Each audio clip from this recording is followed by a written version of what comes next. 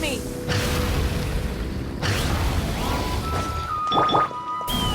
Giddy up! Huh. We haven't been back to the academia in a while. It hasn't changed much, has it? Well, since we've got some time, want to go to the house of Dana? Paimon wants to do some reading! Ha! So you noticed! Well, you're too late. The Paimon you know and love is no more. You're looking at Paimon Plus, a new and improved treasure trove of travel know-how. Paimon Plus would like to find some new books to peruse. A gracious traveler like yourself wouldn't leave her companionless on her quest, right? Come on, this way.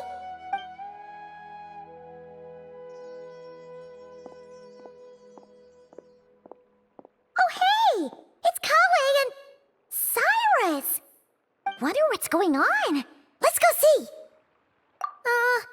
Well, you know what they say. Learning is a lifelong quest, which means there's always another chance to read a book. But you never know when the next chance to reunite with an old friend will come along.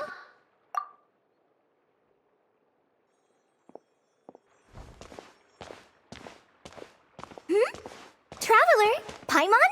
You're back in Sumeru? Oh, hello, you two. It's been a while. Looking to spend time with some old friends? Yep. We saw some familiar faces, so we came to say hi. Ha! You must be mistaken. Unless, of course, you mean his project collaborator, because that is far more accurate. Nephis, that old coot, should thank his lucky stars he has me on his team. Which is something he'd never have the courage to say to his face. Well, Paimon's glad to see you in such good spirits, Cyrus. Must mean things are all good here in Sumeru. Ah, well, it's quite all right. I'm not the type to take offense at that kind of thing. You definitely are. Anyway, what were you and Kale chatting about just now? Ah, that. Well, it was quite a spontaneous meeting. I was leaving the sage's office when I spotted Kale in conversation with a Mahamata, and it looked serious. I thought something bad might have happened, so I hurried over as soon as the conversation ended. But as it turns out, our Kale is moving up in the world. The academia even hired her as a consultant. Wow! That's incredible! Oh, it's nothing, really. Look at that, so humble. Takes after me, she does. Not at all. Not at all. No, wait. I didn't mean that to sound like I don't think you're humble, Mr. Cyrus, because of course you are. I just,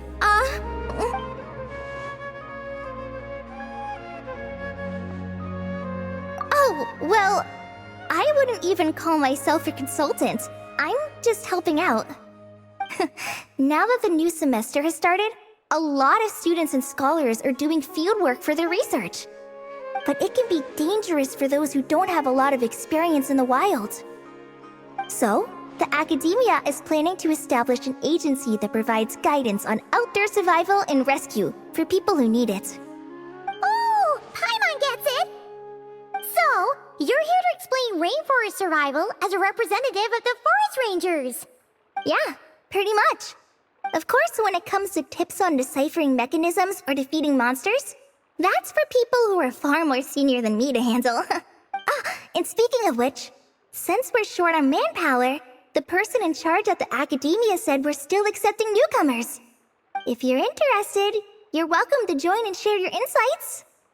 Ah, seizing the moment. Well done, Cole. Recruiting someone as capable as the Traveler is a great idea. Oh, and just between the four of us, the academia has set aside a generous amount of funding for this project.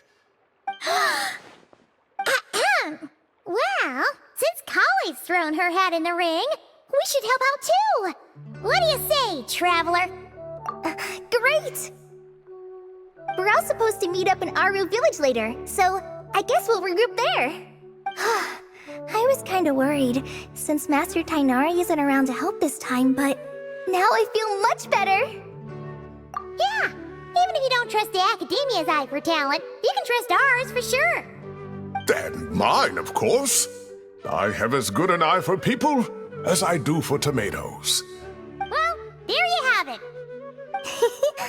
Thanks, everyone. Oh, speaking of Tainari, how are things with him and the others? Good, thanks. All the forest rangers are doing great. Oh, but Master Tainari did mention that Sino and Sethos were heading to Gandharvaville. I'm not sure if it's for work or something else. Huh, knowing them, could just be to play some cards. I'm not sure. Apparently Sethos is bringing someone else with him too. But with my academia commitment, I didn't have time to ask for more details. Huh, well now Paimon's curious. Should we go check things out, Traveler? That's true, and I'm sure they've missed you. Now that is how it should be between friends. Getting together to play cards or enjoy a meal. Yet here I am, stuck with Nephis, who only ever calls to talk about research. Well, I won't delay your reunion any longer. Until next time. Goodbye, Mr. Cyrus. Take care. Alright, I should probably get going too. See you later, guys. Come find me in Aru Village when you're ready. Looking forward to seeing you shine, Kali.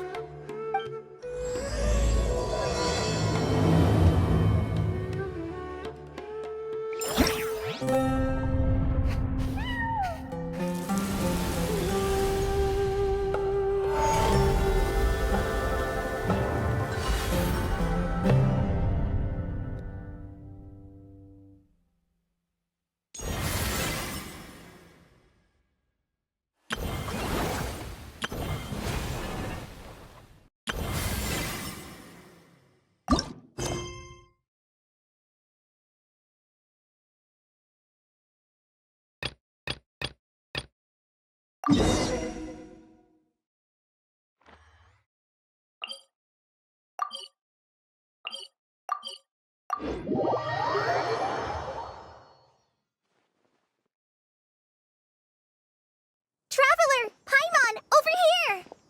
Welcome to the home base of the Fieldwise Center! As you can see, the core projects are already up and running, so we can get to work at any time! Huh. This feels like one of those places light novels talk about. You know, the adventuring hubs where rookies gather to take quests and stuff. Oh, and almost like a school festival at the same time, with everyone getting together to learn and then forming teams to hone their skills. It's so exciting! Well, this place isn't quite as decked out as a school festival, but Master Tainari said the academia plans to be generous with the resources. Anyway, before students and researchers head out on dangerous field missions, they can come here for advice and emergency training. We even have professionals on staff that can join their teams to serve as guides or safety personnel. Yeah, you can think of it like a forward operating base, equal parts theoretical training and field practice. We'll familiarize new recruits with potential challenges in the wild and take them through drills so there's no reason to panic during the real thing. Amber, you're here too? Surprised? I know I was. I'm off duty right now, so I was planning to just drop in on Kali for a bit. But I didn't realize how busy she'd be. I'm not the type of person to sit around and watch, so I I decided to be her assistant. Sorry, Amber. I didn't mean to put you to work during your time off. Don't worry about it. A little relaxation balanced out with some fulfilling work is a great vacation in my book. Plus, I've learned a whole bunch of stuff too. And I got to see the Traveler in Paimon again. I mean, it just keeps getting better. We should have a giant feast once we're done here. How does that sound? A feast with the first friend we met in Sumeru and the first friend we met on our whole journey. Oh, that sounds just about as awesome as a giant plate of sticky honey roast. All right, down to business then. Kale and I are in charge of the Scouting Speedsters project. The focus is using devices and machines to pass through hazardous areas, survey terrain, and get details on potential threats. Plus, a mortar research indicates that during dangerous situations, having the support of an adorable companion can help set adventurers' minds at ease and prevent excess nerves. So, we took inspiration from Cullen Anba and Baron Bunny to create 2 scouting devices that are both adorable and useful. Cullen Anbot and Bar Drone Bunny. So far, feedback has been pretty positive. Once we've collected enough data, the academia will continue to refine the scouting buddies and release even more designs. A bunch of Kulanambas and Baron Bunnies running around the wilderness? What is that gonna look like? Plus, with you to guide our 2 little scouts, we'll be able to obtain some great data. Once you have a more complete understanding of the Fieldwise Center, you should come test them out. Now come with me. I'll introduce you to the other consultants. Oh yeah, the lady with the greenish-blue hair also has a super adorable device over there. But it does something completely different than our scouting buddies. I'm looking forward to seeing it in action. Oh, hey! Another familiar face! Come on, let's go say hi!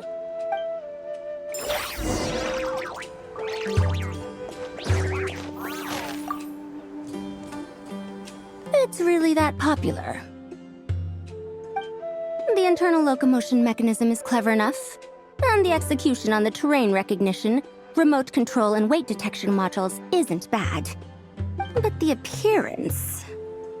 it might as well be a doll for a child.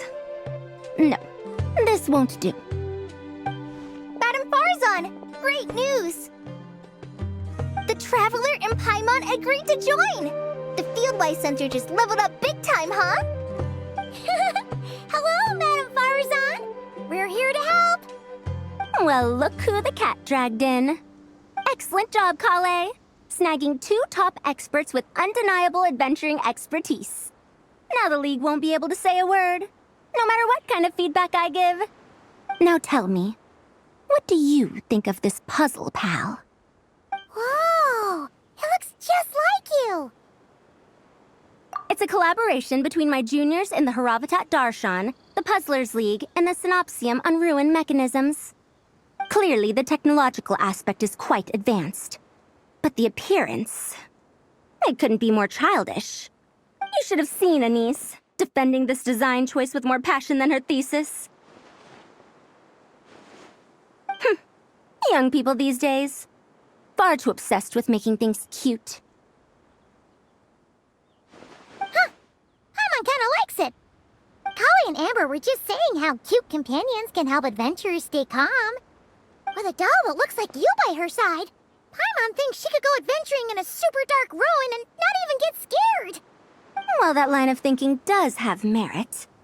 And I suppose choosing this particular appearance is a sign of their respect. For me. Still, there are adventurers who place greater emphasis on reliability and technical composition. People like that don't just want their devices to be able to survive an avalanche, but to look the part. And for their appearance to reflect the high-tech composition. The fluffiness of this puzzle pal, on the other hand, doesn't give the impression it would be a reliable or formidable device. The appearance may even be distracting.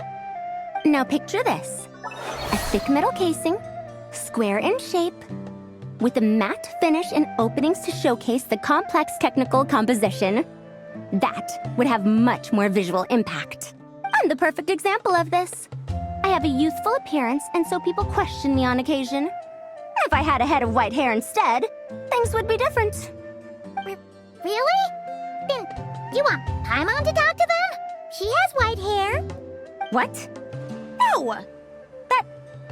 That's not the same thing. I didn't realize you had such strict views about this, Madame Farzan. So, even you prefer this version? Well, if that's what you really think, then fine. You'll have to come back and test it out on some puzzles, Traveler. I'll rate your effectiveness in using the device and come up with a user manual based on your performance. As for improvements to its appearance, long-term observation is required, so I'll put that aside for now. I've already selected a few of the most suitable domains, so we can begin the puzzle-solving process at any time. Thanks, Madame Farzan. I'm just gonna take the Traveler and Paimon to see the final project. But it shouldn't take long. Don't worry, Kale. You're the one in charge here. Just make sure to pace yourself. Once things calm down, come over to see me and we'll have a nice chat. I'll even treat you to some snacks from back in my day. Snacks! Paimon's in! Paimon's in! Thank you, Madame Farzan. I'll bring a few boxes of floral tea as well. Go on now. Do me proud.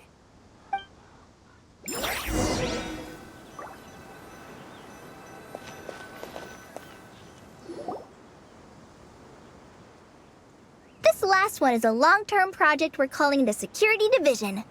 Thanks to General Mahamatra Sino, we've been able to bring Dia on as the instructor and Candace as the coordinator. They're putting together a combat test right now, but they should be back soon. Hey, looking for us? I guess we showed up right on cue then. Wait, the Traveler and Paimon are joining as well? That makes things a whole lot easier. Sorry for keeping you waiting, everyone. But we managed to bring back some good intel. Intel? Huh, this is starting to sound intense. Of course. What better way to protect the students than to sweep through the desert and rid it of all potential dangers? Not a bad plan, right? You in? Not the best time for jokes, Dia. Besides, when it comes to striking down danger, the Traveler is a man on a mission. He might take you up on that offer. Defeating anything that might pose a threat? Even if the Traveler worked non-stop, that could still take years. We'd have to stop traveling. Oh, Paimon doesn't even want to think about that. Time would be the least of our problems. Some dangers aren't visible to the naked eye, like the scorpions burrowed underground or the terrifying raptors sleeping in the trees. You can't get rid of them until they jump out to attack you. For situations like these, we'd have to combine Madame Farzan's recommendations with Amber's approach to scouting, calculating our chances of encountering enemies and our expected operation times. Whoa, whoa, whoa, pencils down, everyone. That was just a joke. The Security Division's goal is a lot simpler, actually. We're just here to ensure that fieldwork teams include trained combat personnel. Some of this work has been entrusted to the Blazing Beasts and other mercenaries, but members of investigation teams who pass the combat test can also qualify. Before an investigation team is allowed to head into a dangerous area, the group must include at least 2 professionals who have passed the assessment. And Dia and I were just out collecting intel on the best place to hold the test. We found a domain filled with monsters and bandits of all levels. Hopefully, they don't mind us borrowing their stomping ground for a bit. It'll only cost a few smacks on the head. Oh, so we just need to supervise, right? That's right. Participant safety is our utmost priority. So we'll organize a group of capable personnel to take it in shifts. We still need to figure out our testing metrics, though. Fighting is different from an actual exam, and there's no one right answer. Mercenaries like me, we all have our own style. That's not a problem in actual combat, but when it comes to teaching, we tend to stick too much to what we're used to. So, we need someone to give us a baseline. Someone who has the experience, but also takes a more flexible approach in combat. Yeah, based on what you just described, the Traveler seems like the perfect person for the job. Great. Working with you is always a pleasure, Traveler. Smooth as butter on a steak. Don't forget about compensation for the Traveler and Paimon, Dia. You agreed without doing the math first. It's fine. We'll just split the funds Kale wrangled for us, 20-80. 10 for me, 10 for you, 80 for the two of them. Wait, we're getting 80%? Don't sweat it. We're just in charge of the long-term operations. You're the one setting the metrics for the whole thing. So I think we got the better end of the deal. We've talked about a partnership in the past, haven't we? Well then, consider this the perfect place to start. Then I'll draw up a detailed overview of the compensation so it's clear for everyone. That'd be great. And don't worry, Miss Candace. About that piece of land you're leasing to the academia, the one used for grain storage, I managed to get them to agree to a 30% increase in their rent payment. Oh, thank you. Those funds will go to fixing up some of the village facilities, which should make for a more comfortable experience when investigation teams stop there in the future. All right, we should finish up our arrangements for the combat test. Stop by our station when you're ready, Traveler. See you soon. Oh, you sure are the beating heart of this operation, Kale. You brought the whole gang together. Oh, no. I'm just doing what I can. I still have so much to learn, so much work to coordinate. But for now, let's just give it our all. You bet! We'll make the Fieldwise Center the best it can be!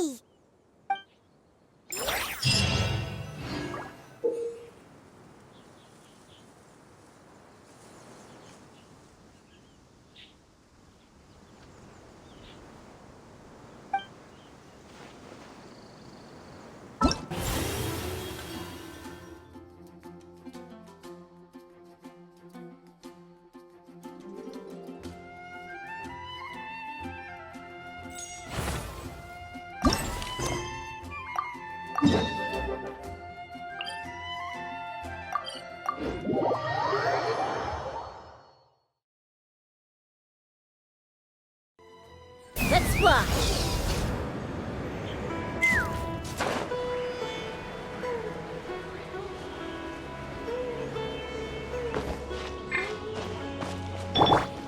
Burn it down!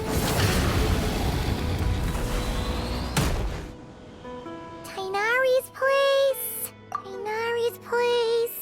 Ah! Here it is!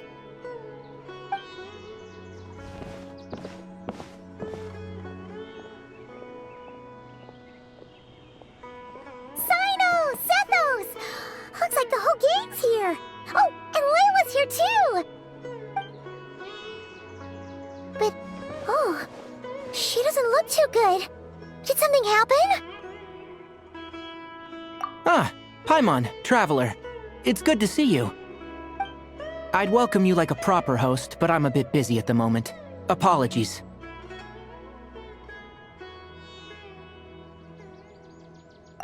No need to look that worried. My observations indicate Miss Layla's condition has improved quite a bit. There's no danger to her mind. She's just fatigued and needs some rest. Excuse me for a moment while I blend some calming incense. I'll let you two explain the situation. All right.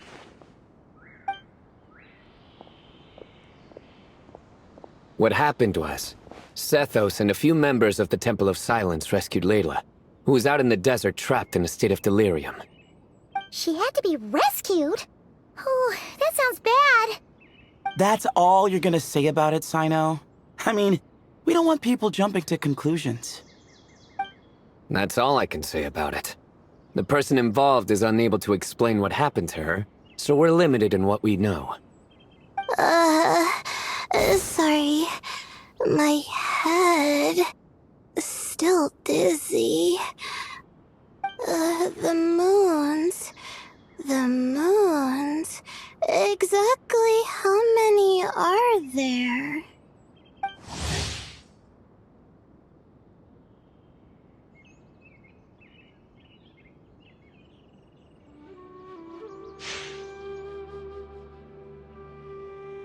She's been repeating that phrase over and over again, but she can't seem to remember what happened to her. We tried a few things back at the Temple of Silence, but we couldn't recover her memories. Her symptoms are kind of similar to researchers in the Satyavada life state. So we brought her to Tainari to see if our veteran forest watcher had any other ideas. Tainari is pretty much our last option, so let's hope he can help. Well, the good news is, even if restoring her memory is a no-go, we can help with the headache at least. Jur was in a similar state when we found him, delirious and mumbling to himself, but he's more or less back to normal now. Sorry, I should give you some context first, huh? We should let Miss Layla get some rest. Come with me, you two, and I'll introduce you to the other victim of this incident. Good idea. I'll wait for Tainari here and keep an eye on our patient. All right then, this way.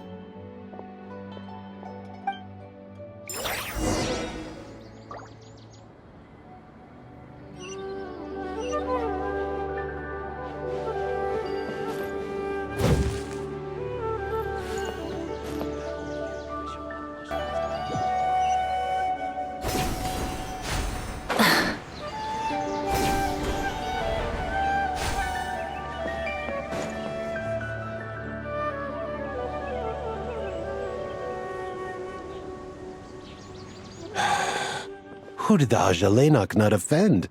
I just don't get it. Hey, Jur. Still musing about Aji nuts, huh?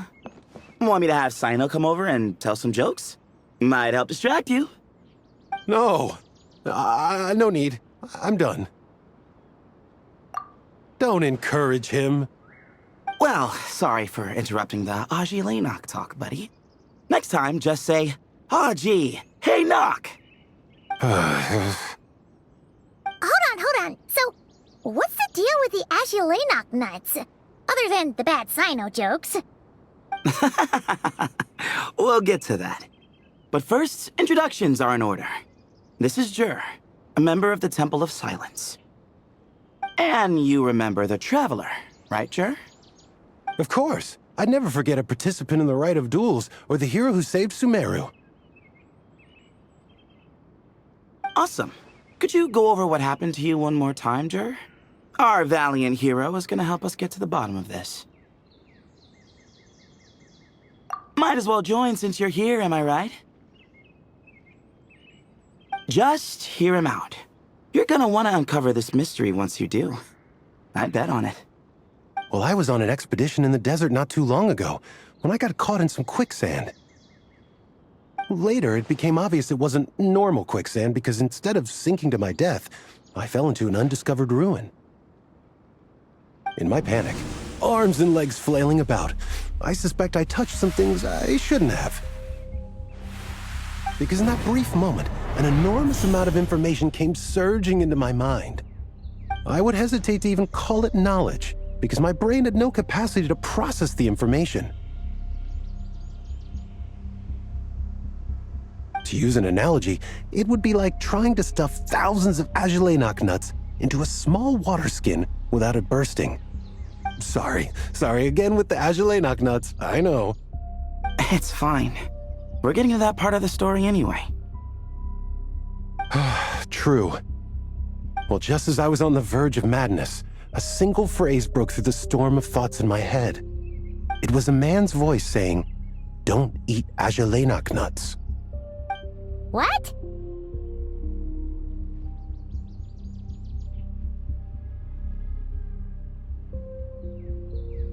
I know it's hard to believe, but that's what happened. I was saved by the phrase, "Don't eat Ajalenok nuts."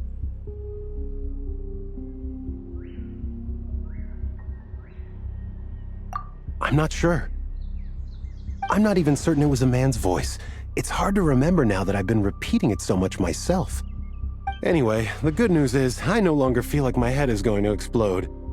Of course, the bad news is that phrase has been stuck in my head for the past few days.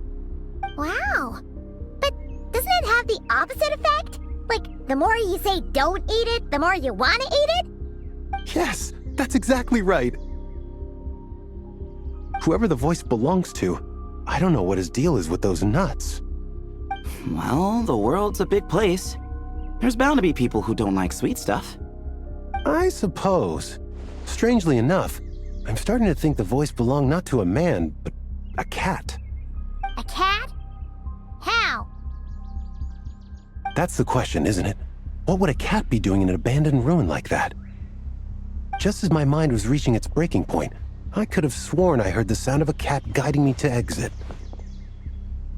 But when I came to, all I saw was endless desert, and Sethos shaking me in a desperate attempt to wake me up. I'll admit, it was pretty terrifying seeing you like that. Staring off into space and mumbling about Aji Laynok nuts. You sure don't sound terrified. Sorry. It's not that I don't care. It's just kind of hard for rambling about Aji Laynok nuts to sound menacing. Now, what Layla was saying, on the other hand, that is much creepier. Exactly. The unknown is what breeds fear. Aji Laynok nuts are familiar. But the moon suspended above us at night? That's about as foreign as it gets. Well, we don't know that for sure. There could be a whole other world inside an Aji Laynok nut, with a moon of its own. Huh. I guess. Aji Laynok nuts are not to be underestimated. Right, yeah, of course. Won't catch me disparaging the mighty Aji Laynok nut. No, sir. Huh. So, a similar thing happened to Layla then? Yeah, I think so. I was in a hurry to rescue Jur, so I put a marker on the incident site so we could go back and investigate.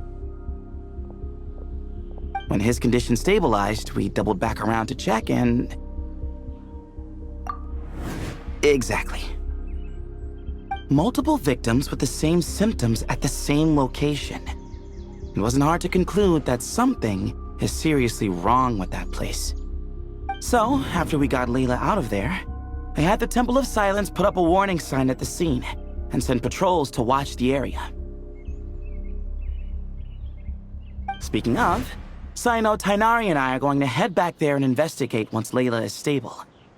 So as per usual, you're here just in time. That's for sure. But there's another reason I want Sino and Tainari involved in this. Because the story doesn't end there. Right, Jer? Oh, yes. Where was I? The Aji Laynok nuts butted in and I... Right. Yes. The cat. As I followed the cat noises, the voice said something else. So, there are those from Tula who still endure. I thought that was strange, of course, because, well, was the voice referring to me? Records of my ancestry are rather sparse, so I'm not sure if my bloodline even traces back to that place.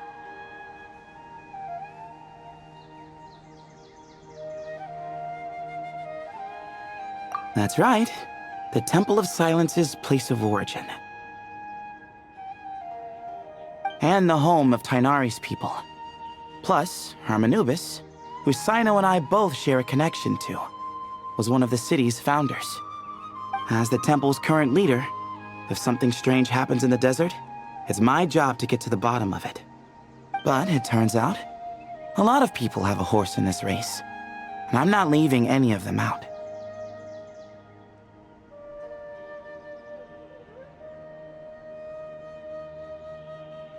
See?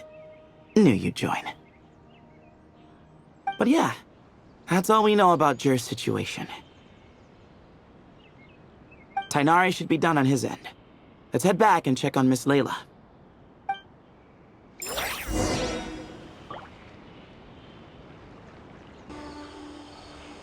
How many Rishbon mushrooms do I need to sell?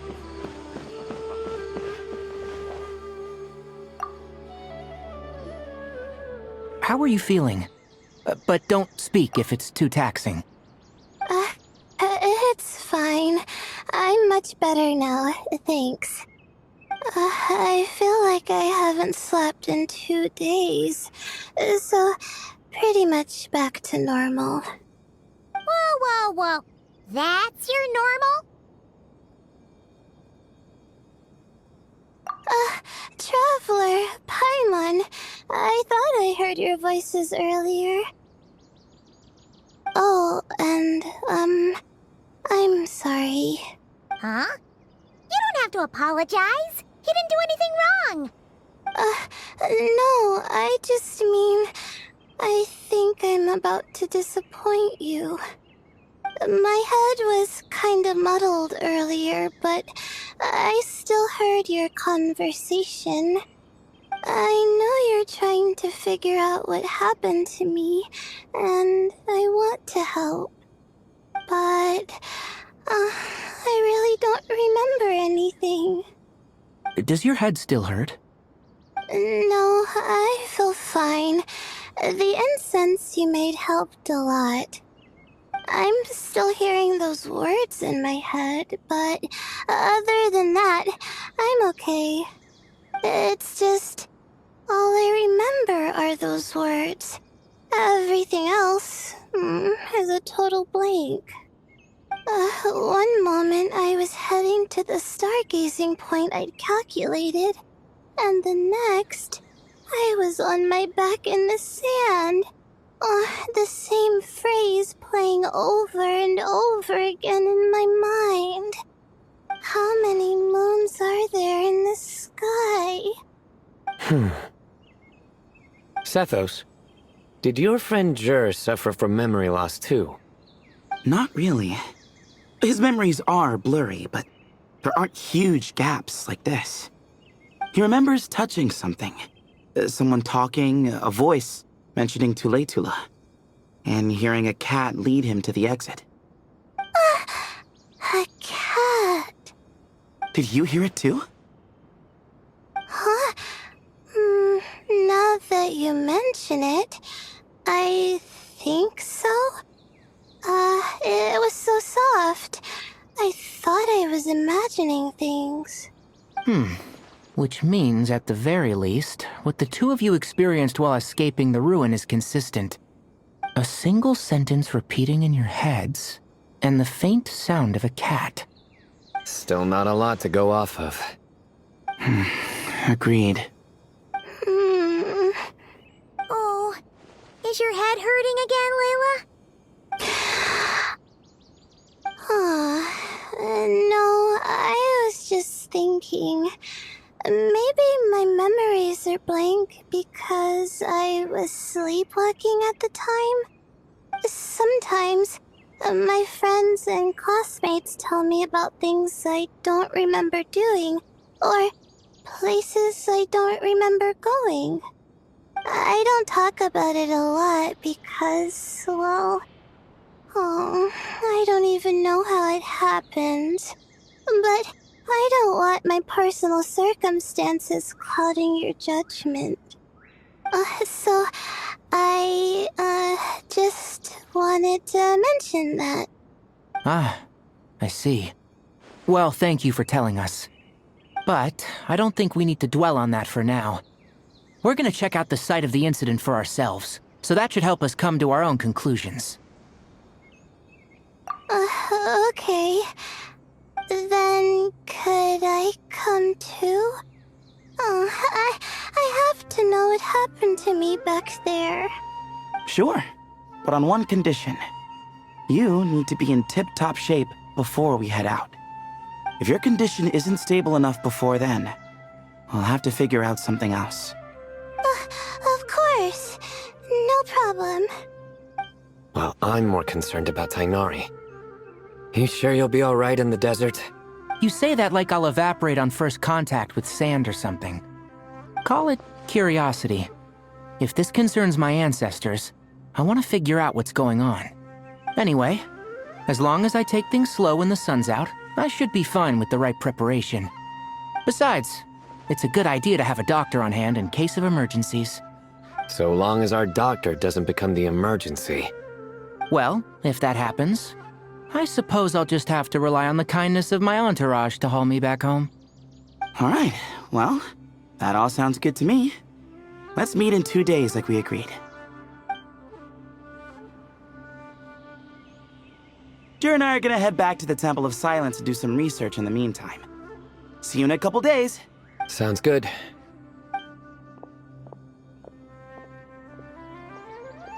What about you, Layla? If you feel like you need more rest, I can arrange a room for you to stay in. No need. enough of you as it is.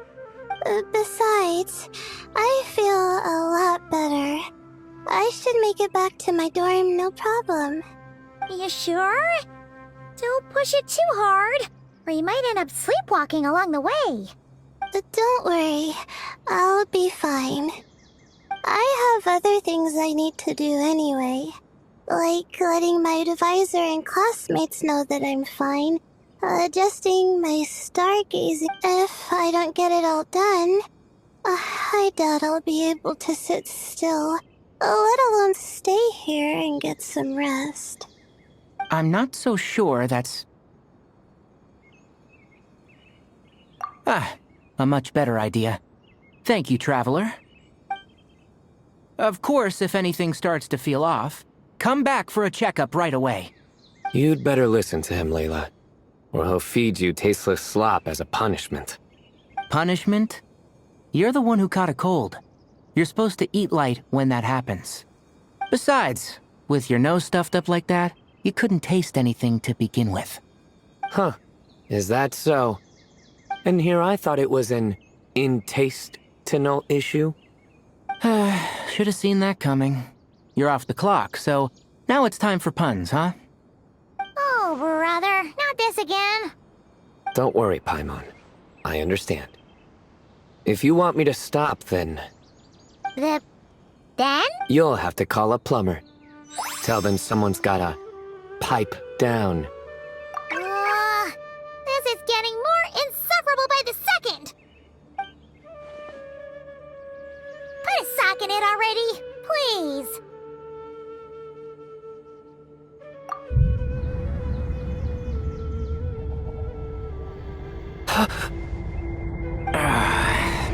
Paimon's done with this game. You win, okay? Let's just get out of here. Please. All right, you stay safe. I'll try to stay sane.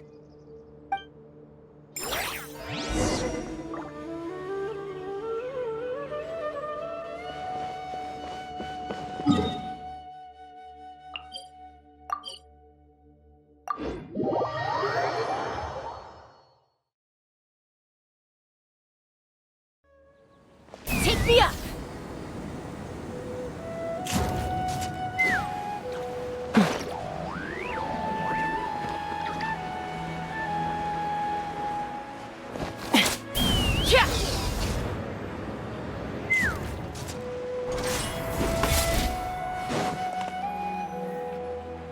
Moons. Azulenok nuts. Moons. Azulenok nuts? Are the moons going... nuts? Oh no! Looks like Paimon's caught the brain bug too! She can't stop thinking about those two things! Oh, Paimon's gotta clear her head. But how? Aha! Got it! The cafe over there! Why don't we head over for a quick pick-me-up?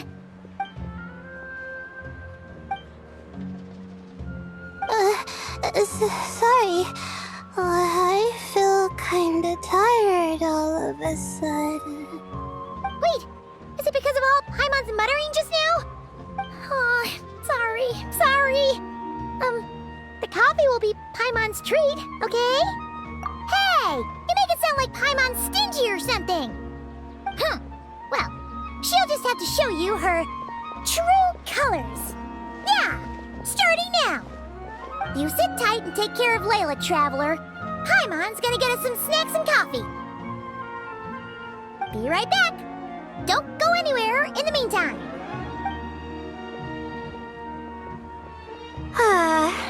She's pushing herself again as always. Saw right through me, huh? I apologize for the sudden emergence, but I didn't have any other options. Well, that's true. So, for our sake and your safety, allow me to fill in the gaps in her memory. That's right. Layla was already in bad shape, stressing about her new study topic, focusing on the stars instead of her surroundings. By the time she realized the danger she was in, It was too late.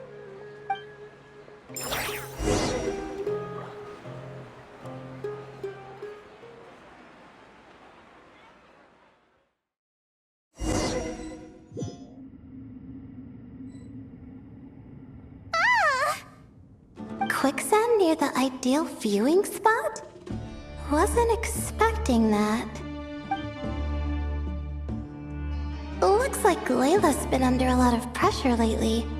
She hasn't been paying attention to her surroundings. But why would quicksand lead to a place like this? Well, all in all, looks like a common desert ruin. Guess there's nothing to do but try to find a way out.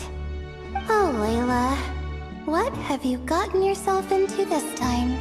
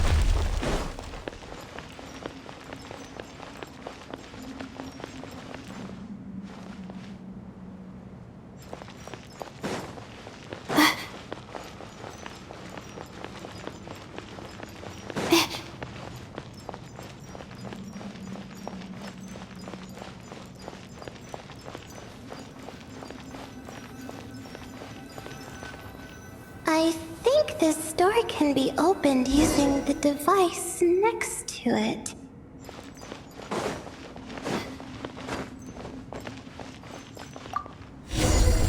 Just like I thought. Ugh, what was that? My head. It hurts. Is Layla waking up? No, that's not it.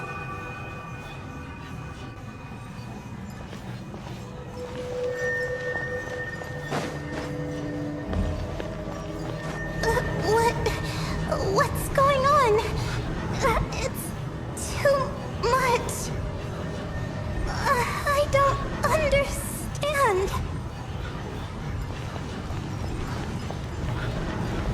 The ground is... Where am I? It's spinning.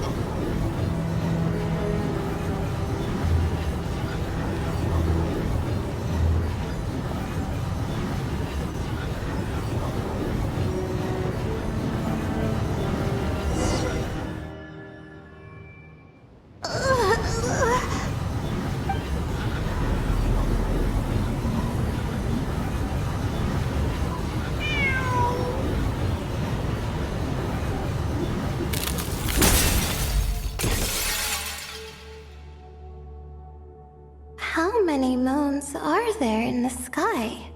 How many moons are there in the sky? Okay, information isn't rushing into my brain anymore. That's good.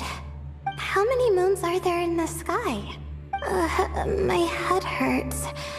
But there are no more dark spots in my vision. And I can see in front of me. Still, how many moons are there in the sky? What's going on? The same thought keeps popping into my head. What does it mean? How many moons are there in the sky? Isn't there just one? A cat? I think there was one one earlier, too. I'm not hearing things. It really is a cat. But what is it doing here? How many moons are there? No! Stop it! Does it want me to follow its cries? Well, it's not like I've got other options. Come on, Layla. You can do this.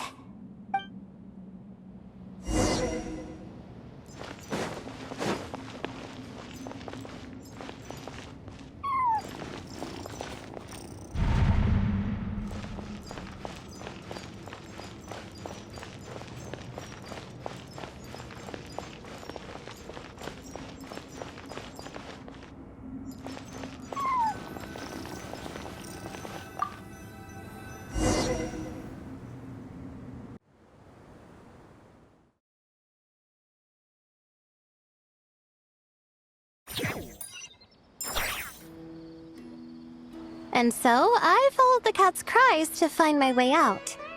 It was quite a kind creature. It didn't even leave until the other Mies started to wake up. Thinking back, it all started when I touched that device. I've heard fellow students talk about it before, how the desert is full of objects that do strange things. Sometimes it's just a minor inconvenience, but other times devices like that can cause massive trouble. Ah, of course. I forgot how much adventuring experience you have. Still, carrying an umbrella doesn't mean you can't get soaked, so just be careful and stay away from unknown devices. No need to thank me. You and Layla are about to head into dangerous territory together. You need to be safe so she can be safe. Well, I think that about sums it up. Ah, and just in time. Your coffee's here. Traveler! A little help over here?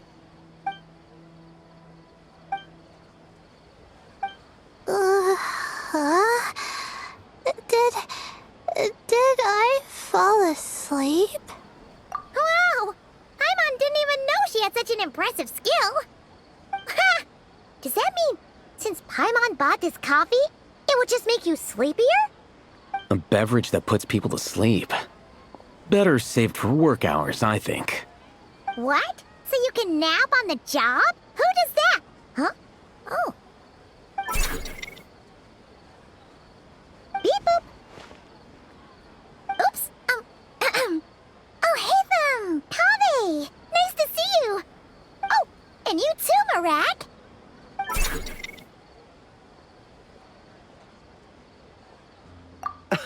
Sorry. Hope we're not interrupting anything. Miss Layla, you don't look so good. Is everything all right? Oh, I'm fine. I was sleeping just now, so I'm still a bit... Ah, I see. And we woke you, didn't we? I'm sorry. We shouldn't have been so loud. No, you didn't. I didn't mean it like that. Sorry. Wait, where are you going? You just got here. I'm going to do what I came here to do. Which is? Buy coffee beans. Huh?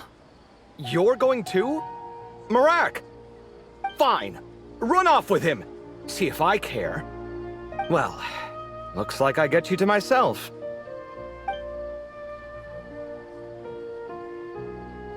It's been a while, hasn't it?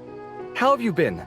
So, a busy life of adventuring for you, and a busy life of academics for Miss Layla, is that right? Oh, is something wrong? Ah, the desert's not always the friendliest place, that's for sure. And from the look on your faces, I'm guessing this problem's not resolved? Don't force yourself to talk about it, of course. But I've worked on several projects in the desert before, so if there's anything I can do to help, Just say the word. No, I don't have anything to hide. It's just complicated, so explaining might take time. Ah, well, lucky for us, I've got that in spades. Yes, you have been quite sedentary recently. Excuse me? I've been going about work as normal, thank you. And, might I add, you do way less work than me. I do the amount of work that is required of me. Ah, yes, you and your stellar work ethic. The stuff of legends. Oh, now look what you've done. I've lost my train of thought. Where were we? The problem in the desert. Wait, you were listening earlier? Oh, we're giving the silent treatment now? Mature, very mature. Continue, Miss Layla. I'm curious as to how this incident unfolded. What did I tell you? This one doesn't have enough to do. Alright. Well...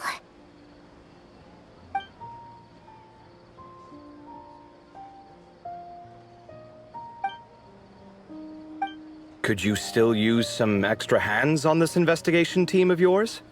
Huh? You want to join, Mr. Kave? That's right. I think my experience studying desert mausoleums could be of some use here. While Hatham's expertise in ancient languages could be helpful too. Besides, I consider you all to be my friends, and friends are supposed to help each other out. Wait, I'm involved in this now? Oh, please, I know you. Half the battle was over the minute you said you were curious. We couldn't stop you from joining if we tried. Well, you've got me there. Besides, this suitcase of yours has been jumping at the chance to volunteer for a while now.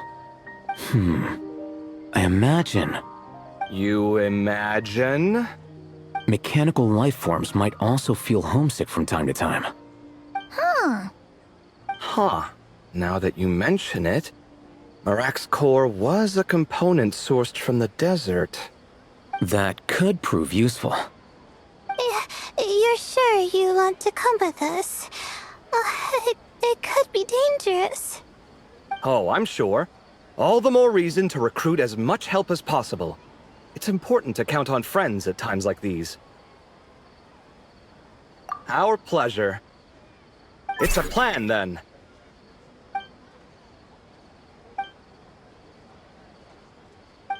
All right, we'll head back to our place to get ready.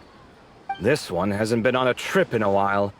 Chances are, he doesn't even remember how to pack a suitcase. I'm not worried. It'll get done. Somehow.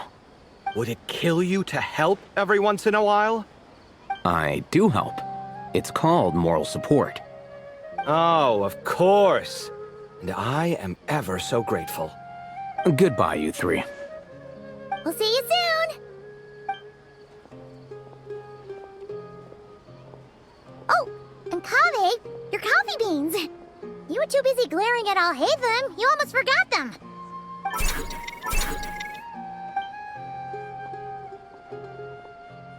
Well, we're pretty close to the academia now. I should be fine from here. Thanks for the coffee, Paimon. I feel much better now. Right. I'll follow the doctor's orders. Or try to, at least. With the blessing of the stars, I hope we all get a good night's sleep.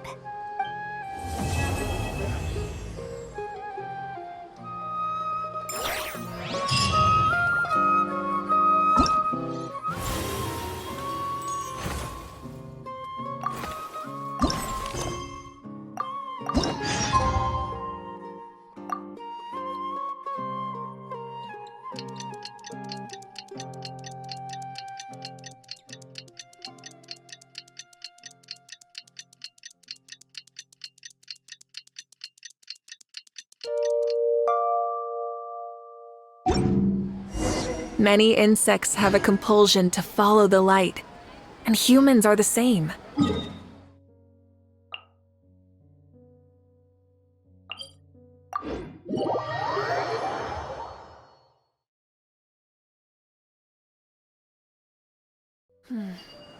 Sand is the natural enemy of fire and civilization. In the desert, ruins are all that remain to tell the story of the past.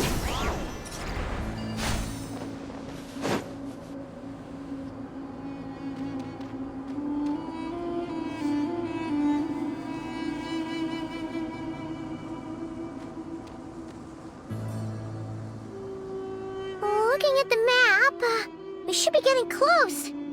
Speaking of which, the closer we get, the more Paimon's heart feels like it's beating out of her chest. Excitement. Yeah, sure, that's it.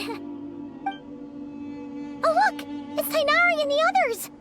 Everyone's here bright and early. Yeah, the desert's a pretty harsh environment. Better to travel at night and beat the heat. Hey everyone, we're here! Ah, right on time. You don't need to worry about me.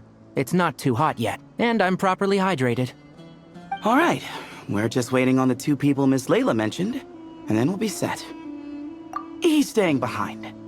If we don't make it back after a certain time, he'll be in charge of rescue operations. You can count on me. Nice! You thought of everything! Oh, and Cyrus said he'll be in Aru Village, so he's also available if we need help. Haha! Amazing! Having people to watch our back is making Paimon a lot less nervous. Yeah, I did. After hearing about what happened, my advisor gave me some time off to rest. So, my studies are on hold for now. Then, does your advisor know you're back in the desert to investigate?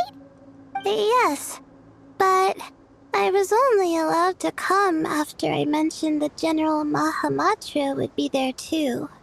Haha! Quite the reputation you've got there, Sino. Something wrong? You haven't said a word this whole time. Are you in a bad mood or something? No. Being skilled with words also means being a good listener. I'm just reflecting on what you're saying. Oh, Hatham! Kaveh! Ha! Over here! Darn it. I was just setting up a brilliant... Yeah. I'm sure you'll find another chance. The important thing is, our scribe and our renowned architect are here at last. High praise. But wait, why am I renowned and not him? He's just as famous as Sino, Dia, or Nilu. That just means your level of fame is even greater. How could a lowly scribe hold a candle to you? Lowly scribe? Please. All those strings you pulled to get those new books from the House of Dana? What do you call that? Borrowing. Anyone with an employee ID can do it. Uh-huh, yeah. The House of Dana bends over backwards for just anyone, does it? Send a report to Lesser Lord Kusanali then. Let her know someone at the Academia is abusing their position. Hey! I never said abusing! Impressive verbal sparring, as always. Oh, hello to you too, Marak. Well, looks like your assistant is raring to go, Kaveh.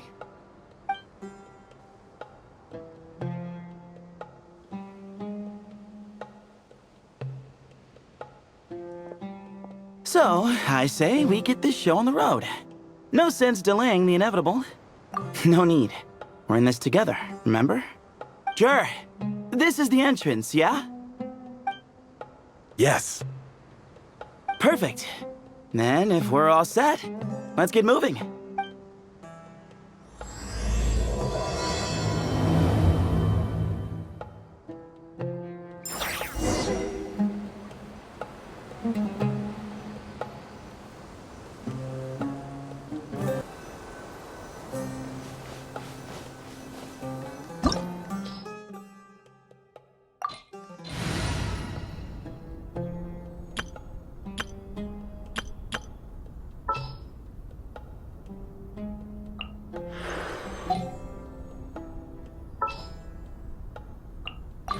There are still so many places for us to explore.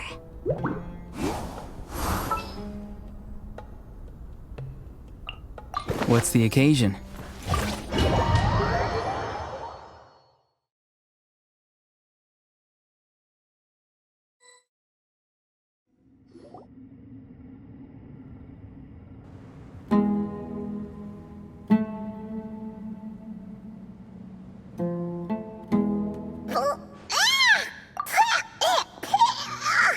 Paimon's mouth is full of sand! So that's what falling into quicksand feels like? If this was quicksand, we would have struggled to breathe. No.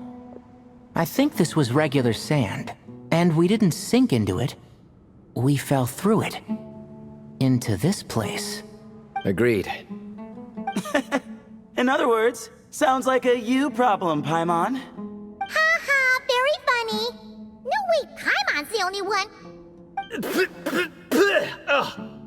Ha! See? What? I'm the only one with sand in my shoes? Yeah, right.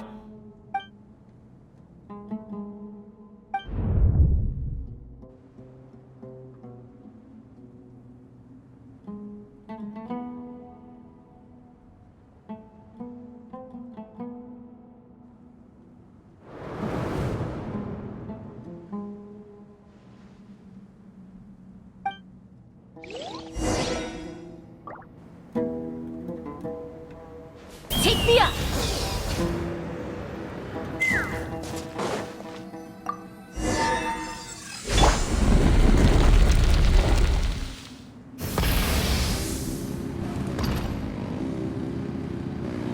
Whoa! There are monsters here? Sure didn't say anything about that. Probably means he didn't run into any. Because we're just unlucky. Not the best sign of what's to come.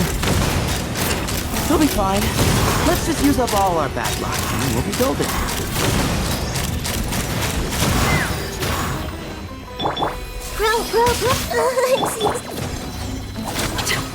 Be free! Burn it down! Light of the blazing sun!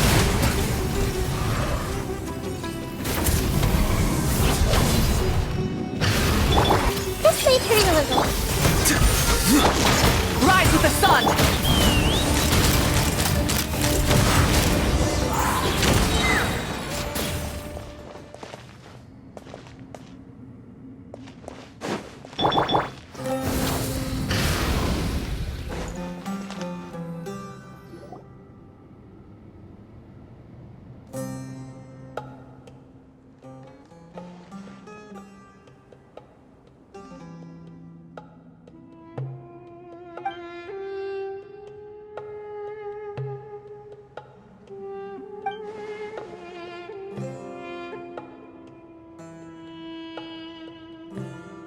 Well, that goes without saying.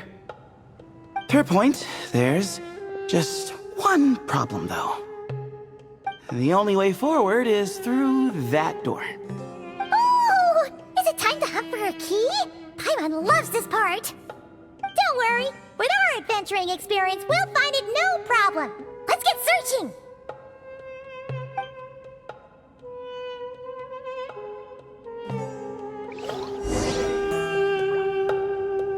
Marak, wait!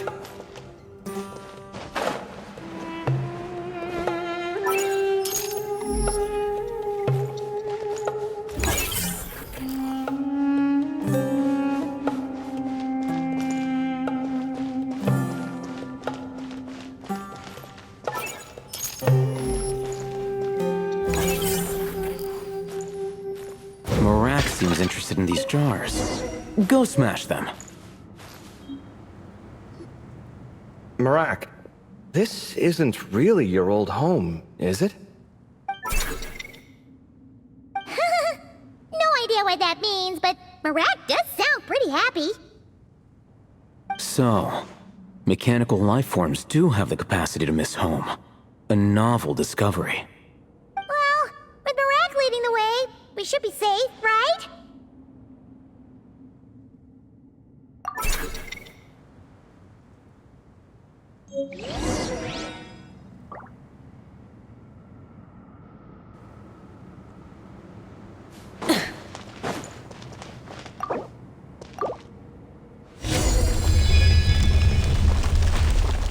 you decided to join, Kaveh.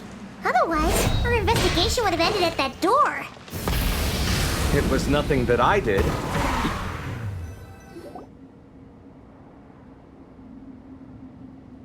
Hold on. At this rate, Paimon's gonna lose her title as best guy to a mechanical suitcase. Aw, thanks. Hey, wait. What do you mean, useless? Well, no weird mental symptoms so far.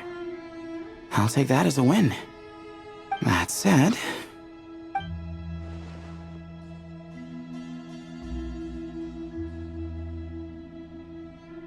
There are 3 doors here. So, we split up. Divide and conquer. Otherwise, this whole thing is in ruins. No pun intended on that last part. I swear. Yeah, that might be our best option. Good idea. And the minute things go south, we go back the way we came. Ooh, this is getting exciting! So, who's teaming up with who? Paimon calls dibs on the Traveler!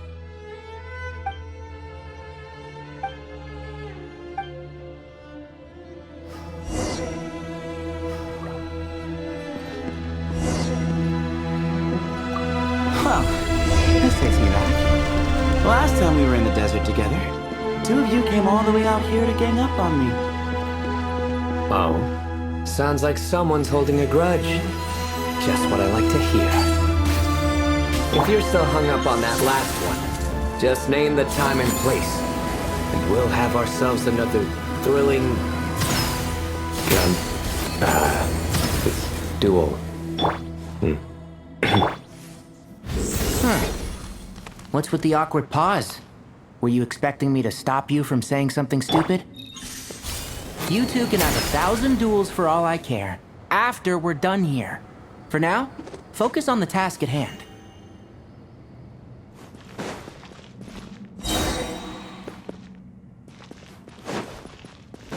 Where you heading?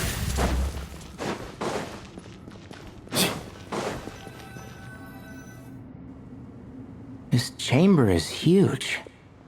I can't even imagine what it's used for. Oh. What's wrong? I seem to have stepped on some kind of... stone slab. Huh. There's a pattern on this, but it's hard to make out with all the dust. Huh? Look! The shape seems to match the markings on the ground over there. Let's slot it in and see.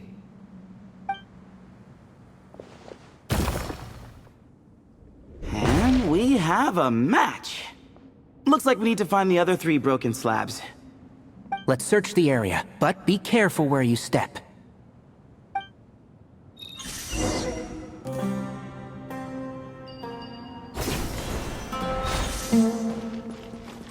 Ooh, got one! Ouch, but watch out. The edges are kind of sharp.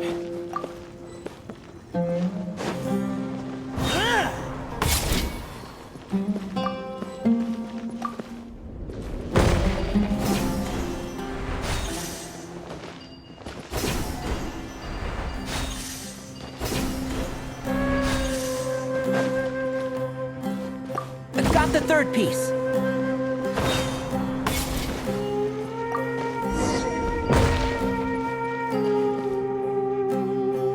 We just need one more. Huh. Look! A cat! Could it be the same one Jer mentioned? I don't think we need to worry about startling him. He doesn't seem afraid of people. Yeah. If anything, it seems like he wants us to follow.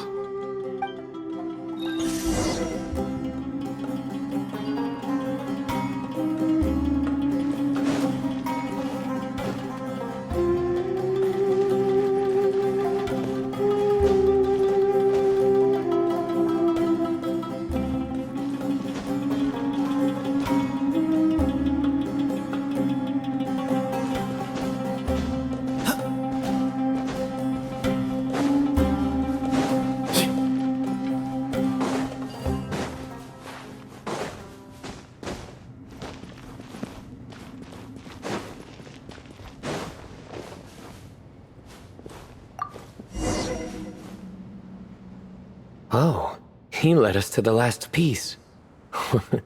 Who's a good kitty? I never thought I'd hear you say something like that. You've clearly never heard how the professor talks to his tomatoes, then.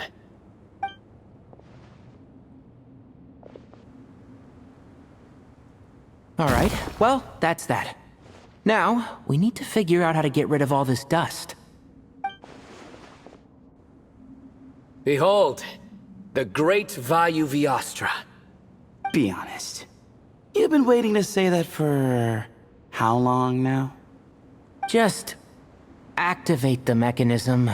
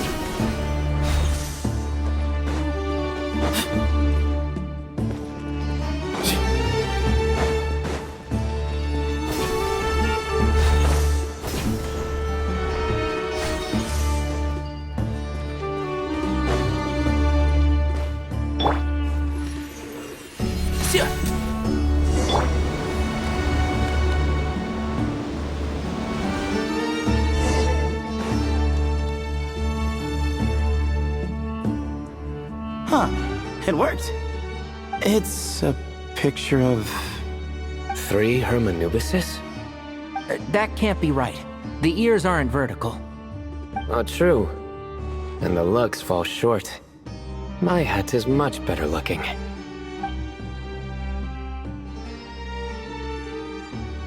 A goat, an ibis, and a crocodile. Oh, wow. Our botanist knows more than just plants. Riveting observation. I was just thinking. These 3 figures look a lot like the 7 pillars of King Deshret. That's right. These are our colleagues. Our what now? You sure about that? Just kidding. But what I meant by that is, these were Hermanubis' colleagues back then. The middle one is the Goat King Hereshef, Minister of Ministers, the god Amun's most trusted chancellor. Records say he was the deputy king of the Desert Sands, chief among the 7 pillars.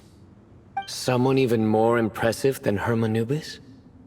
I wonder if that ever got his goat. Sorry, couldn't resist. Okay, that was a good one. Wait, really? I've got so much more where that came from. Where were we?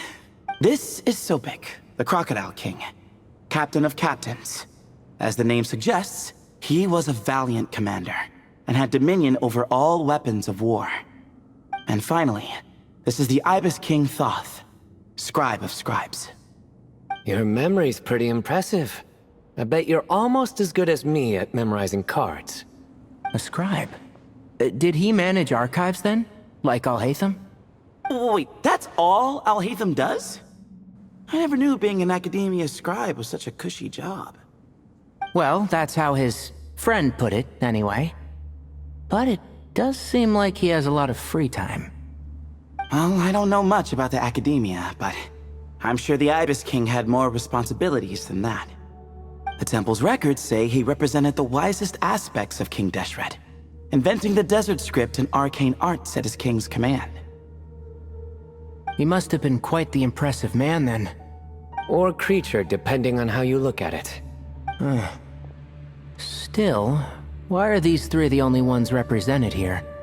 What about the other pillars of King Deshret? Maybe because the 3 of them were extra close? Huh. Kinda like us. Oh yeah! Maybe we should have someone inscribe us on a commemorative stone slab too. Or, we could just take a picture. It would serve the same purpose. Anyway, no more distractions. Huh. Doesn't it look like there's writing carved into the corner? Huh. There is. And it's in the ancient desert script, too. Looks like the Ibis King left you some homework. Give me a sec. I'll try and translate it. The ministers are unvirtuous. The scribes unwise. The captains unworthy. My end is not humanity's end. Hereby bestow upon you all the far side of eternity. Wait, so they went to Aru? It doesn't sound like it was their idea.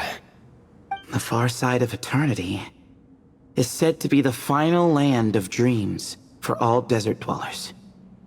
But if such a place did exist, wouldn't it also be an inescapable prison? Yes, and based on the writing here, it's clear King Deshret wasn't pleased with these three. This gift he bestowed upon them seems more like a punishment. Such is the power of a king, I suppose. Which means the goat's the one who got in the end. Huh. Yep, not as good the second time. What? Impossible. Well, looks like that's all we can learn here. Should we keep going? Yes, no time to waste.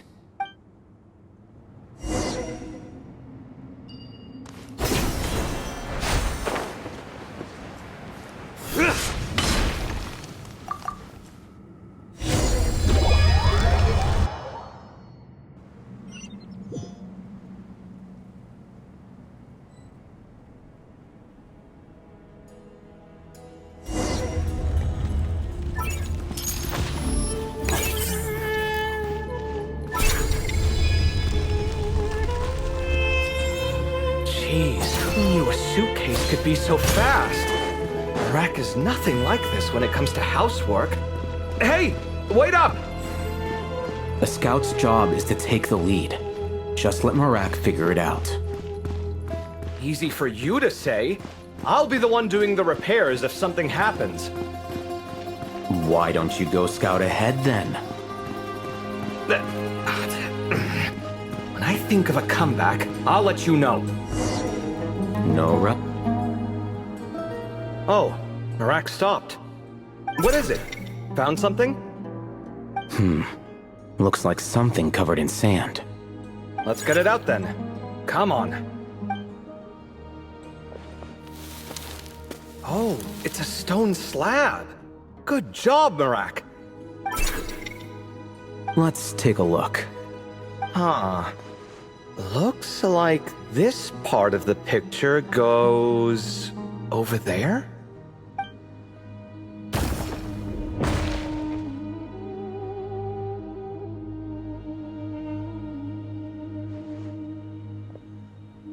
In that case, there must be other pieces.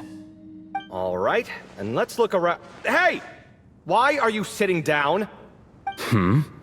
I thought Marak was helping. Oh, so you do know what that word means. Great. Are we supposed to just sit back while Marak does all the work? No, I doubt you could do that. Exactly. But I can.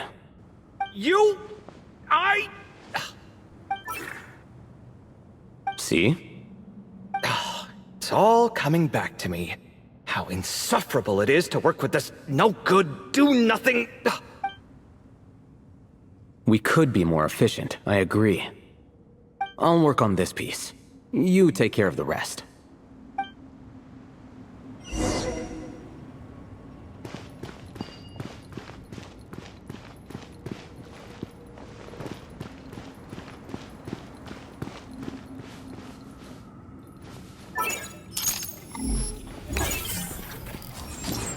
Found one!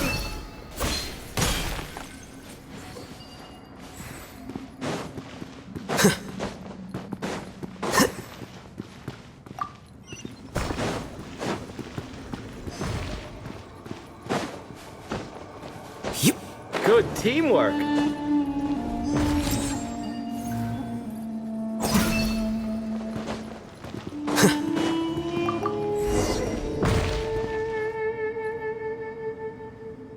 Looks like we found them all. The pieces fit together like a glove.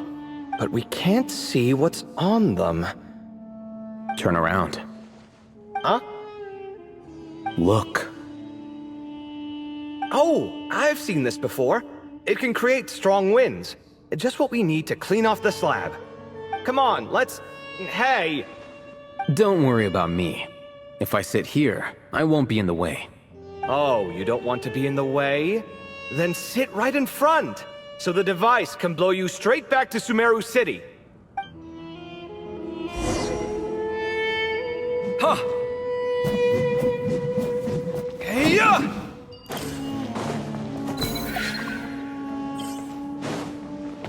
Feast your eyes!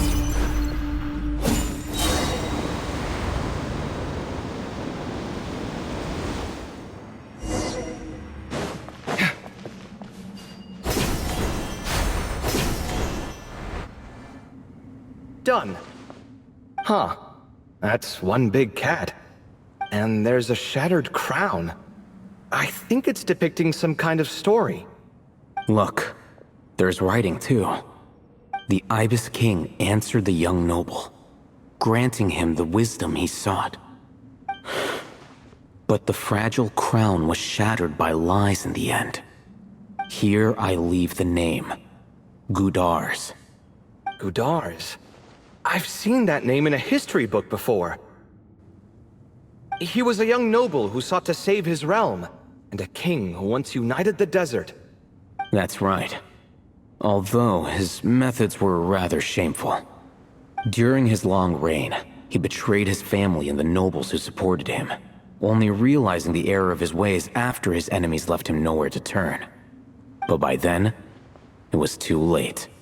Seems like a common occurrence across history. Different people, same mistakes. It's an inevitable pattern, destined to repeat itself. The writing mentions the Ibis King, but a cat is depicted here. Does that mean... So far, what's depicted on the slab seems true to history. In which case, this cat is either a proxy for the Ibis King or a manifestation of said king himself. Exaggeration is a common method ancient records use to highlight a being of higher status. And as we know, Layla and Jur both heard the sound of a cat while escaping the ruin. You're saying the Ibis King, one of the legendary 7 pillars of King Deshret, is here, still helping those in need? I'm saying we can't rule it out.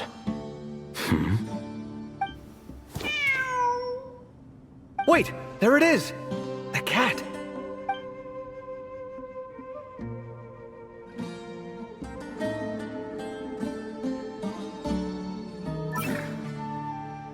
Ah! Marak went after him! The cat's showing us the way forward. Come, let's follow. Okay.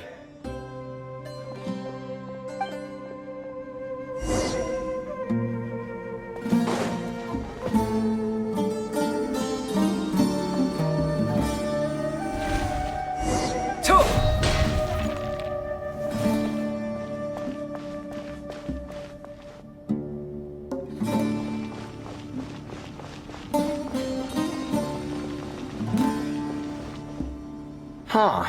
The cat's... gone. Yes, but look where he led us. Oh. Another slab. It looks similar to the last one.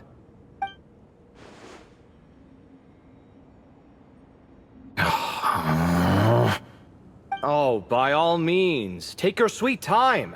Wouldn't want you to overexert yourself.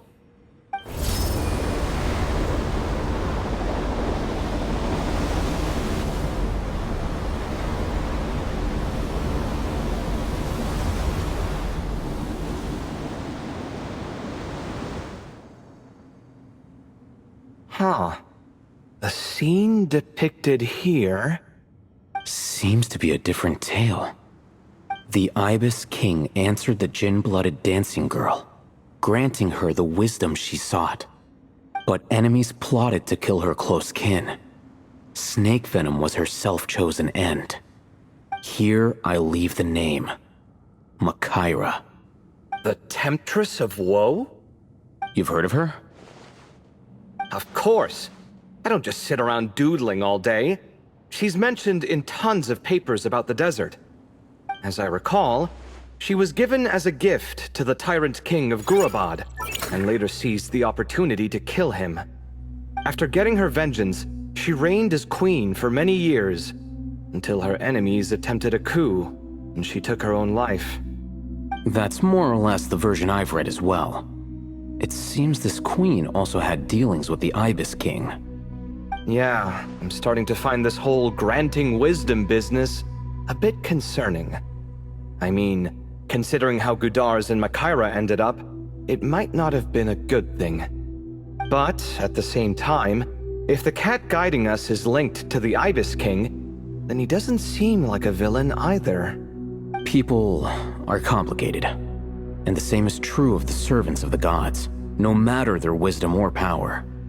Let's reserve judgment for now and keep moving.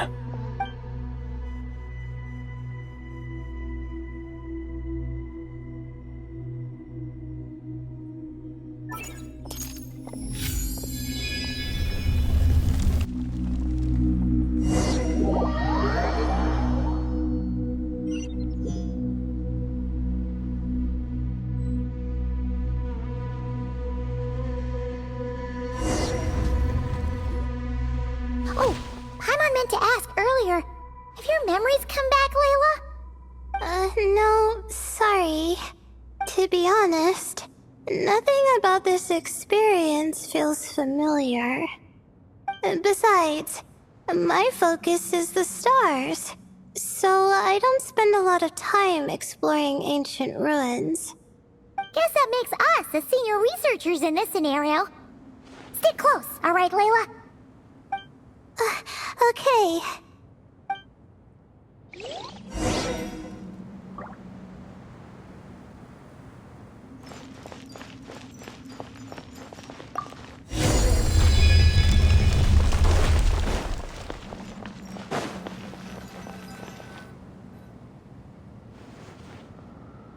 Wow. What a tall ceiling. Yeah. For such a big place, it's so empty. Like no one ever lived here. Sure must have been boring to live in ancient times, staring at ceilings all day. Now that you mention it, I've heard some people used to draw star maps on their vaulted ceilings. Some might even make them transparent to better observe the movement of the stars. It sounds so nice. Stargazing from the comfort of your own home. Wait a second. I think I see something up there. Huh? How is Paimon supposed to do that? Oh, right. Flying. Duh. Alright. Sit tight, everyone. Adventurer Paimon will be right back.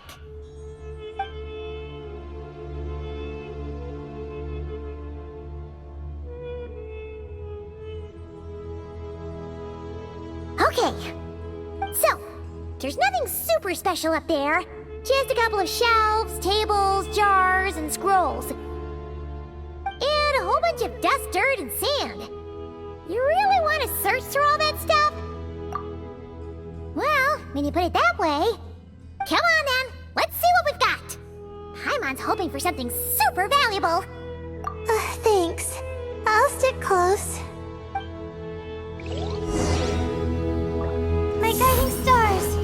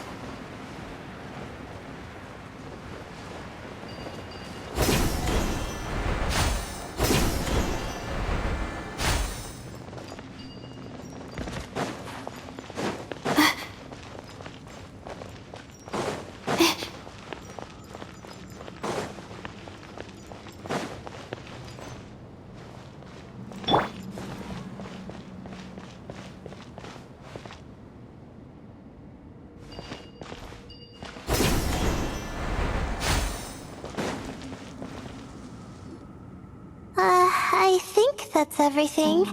Most of the documents are in the ancient desert script, except these ones. These seem old as well, but the handwriting makes them stand out. Right! Let's arrange them in chronological order before we read through.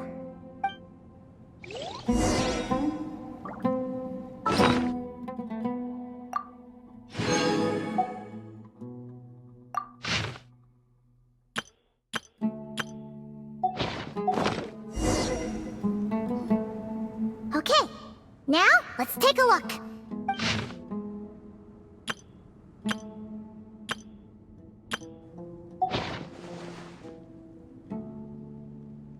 Maybe this person fell in by accident, like Mr. Jur and me.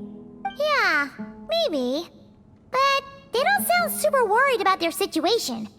So, either this person's an ace adventurer, like the Traveler, or some kind of super optimist.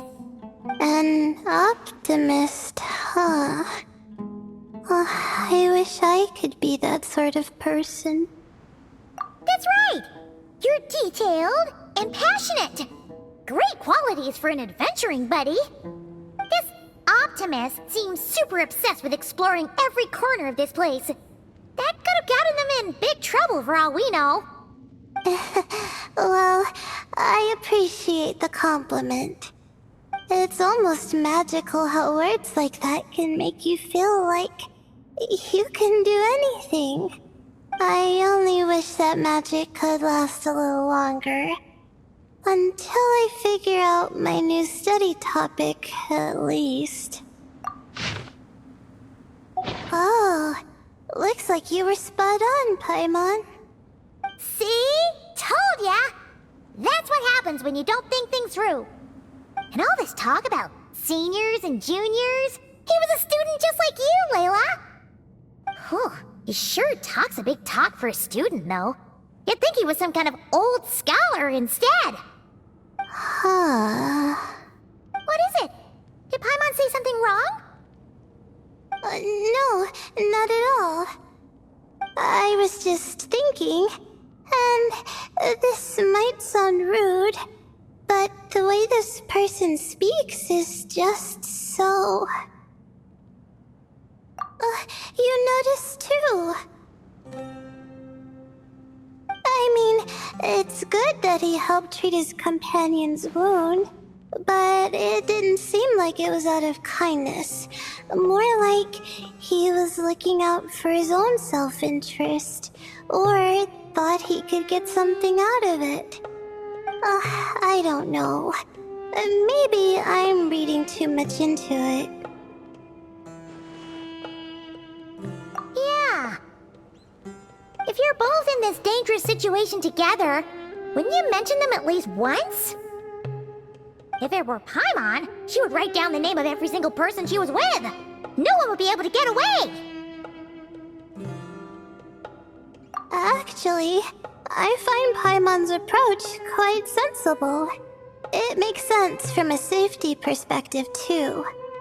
That way, if anyone came to the rescue, the notes would be able to tell them everything they needed to know. Whoa! That's genius-level thinking! Well, I learned that from Madame Farazan, actually. I'm not speaking from personal experience or anything. Oh, no! I'm just a student. It's fine! You taught us something, so you're our teacher. Simple as that. Anyway, from the looks of things, the student who left these notes behind was pretty weird. Let's keep reading. Whoa! Hang on! That's a lot of information. Paimon needs a moment to take this in. The Ibis King. So... did this person actually meet the Ibis King here? Sorry. Who? Jeez, not again! Stop teasing her, Traveler! You know she was asking about Nefer. Anyway, Nefer's, a friend of ours. And she's mentioned the Ibis King before, but not in much detail.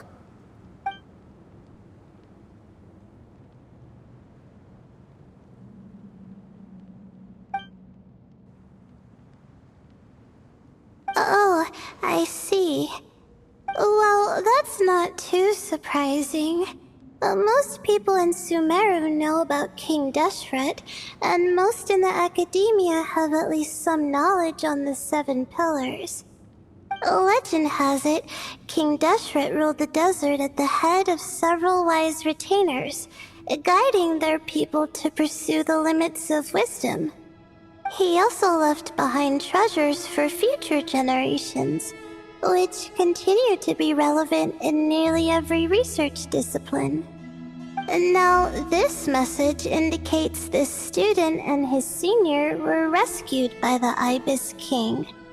But to think it's possible to meet him in a place like this... We don't know when these notes were written, but didn't the 7 pillars disappear a long time ago? Yeah, the notes made it sound like his powers were restricted. Also, the mention of this form? What is that supposed to mean? I'm not sure. Let's keep reading.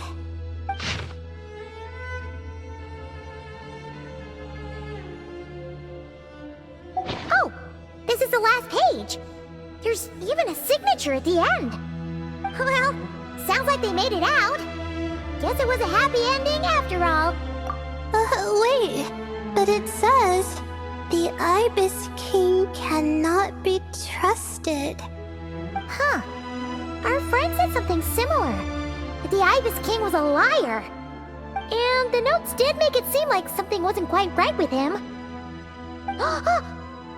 Maybe he wasn't one of the 7 pillars at all, but some kind of con artist. Huh? What's that supposed to mean? I think Paimon raises a good point. Let's keep our guard up just in case.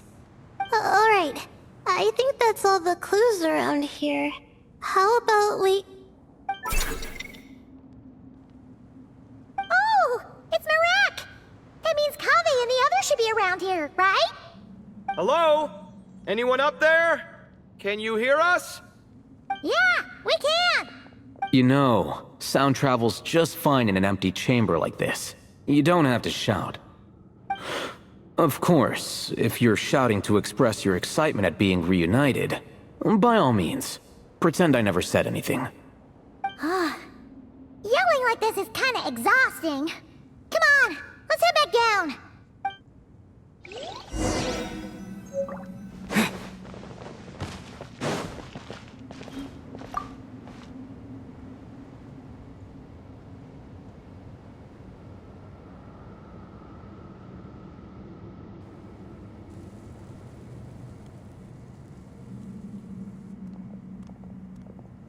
Wow, we all ended up in the same place, huh? Yeah, what a coincidence. Indeed. Or as I like to call it, the chai factor.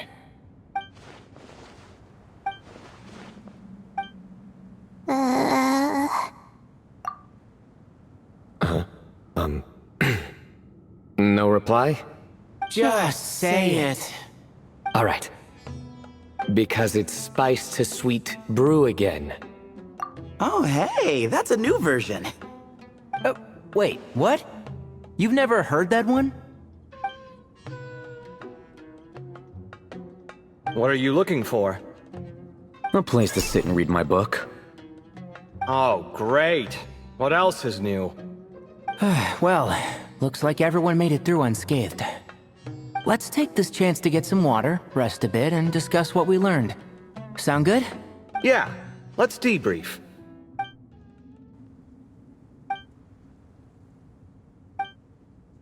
Okay, so we all learned a lot, but it feels like we ended up with even more questions.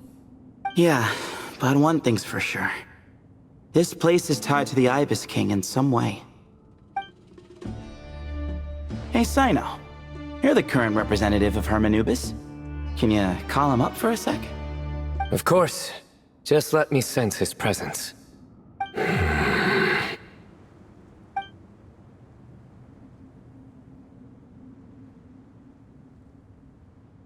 Just kidding. I can't sense him at all. Sethos. Did you set him up for that one? What are you, a two-man act? Sorry, Herman Nubis isn't like the Ibis King. He can possess me, but I can't talk to him whenever I want. Oh, truly? Does that mean he's gone? Oh, I would have liked to reminisce about old times with him. Ah, the cat! It speaks! Of course it speaks. In fact, it is not an it at all. You do me a great offense. My apologies. Esteemed cats, sir? Oh, this little contraption is still here. Contraption? No, this is Marak. Which means you do his assistant a great offense. Huh? Well, I didn't mean... Well, I apologize. I wasn't referring to this Marak, but rather the thing that operates it. King Deshret was quite partial to it. I have forgotten what it was called. It must have had an official name, albeit in the old tongue. Even if I did remember, I would need to translate it into modern language. Ah, it's not important. Marak's a fine name. Even better than the original, if you ask me. Who thought of it? And the remodeling, quite well done indeed. Oh, and the components should have model numbers written on them. You can look them up if you're curious. This cat talks a lot. Quite the one-sided conversation. Is this what the Ibis King was like? He seems quite eloquent. I wonder if he plays cards. Ha! I knew Marak was a great name. Go me. Let's see, what page was I on again? Should have brought a bookmark. That all went over Paimon's head.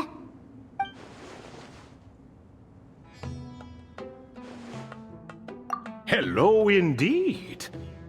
For you to know my name. Yes, I was not mistaken. You are special among your companions. But you are all guests. It is only proper to invite you in. Come then, this way.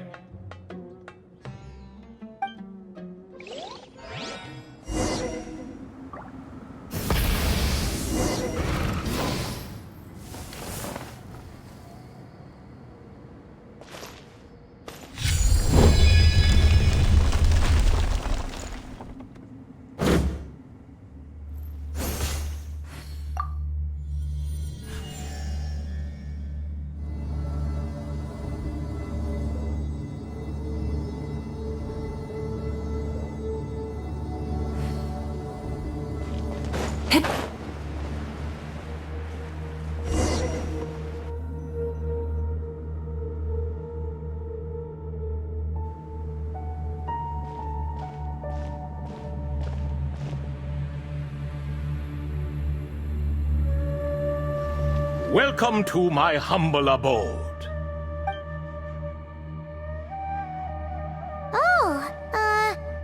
Your house sure is spacious, Lord Ibis King. I fear it's not quite what it used to be. In fact, it has long ceased to be my home at all. It belongs to the descendants of the cats I once raised.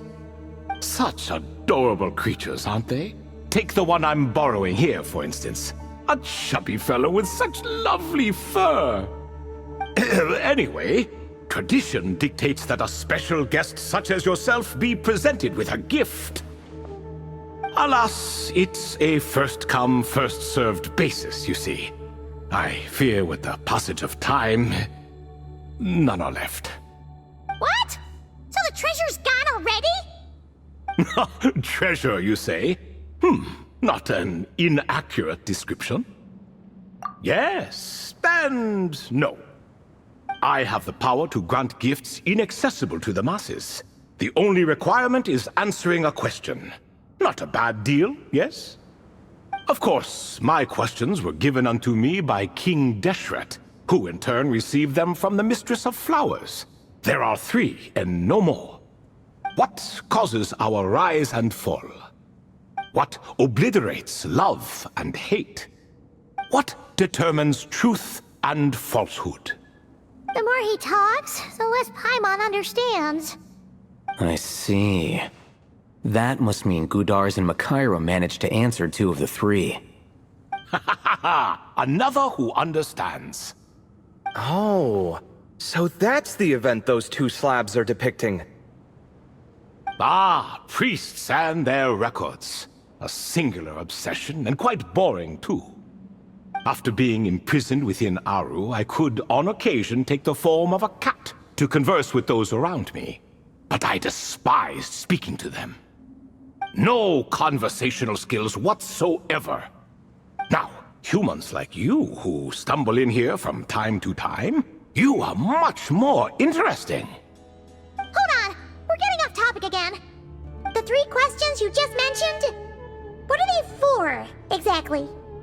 Ah, that is a story that begins with King Deshret.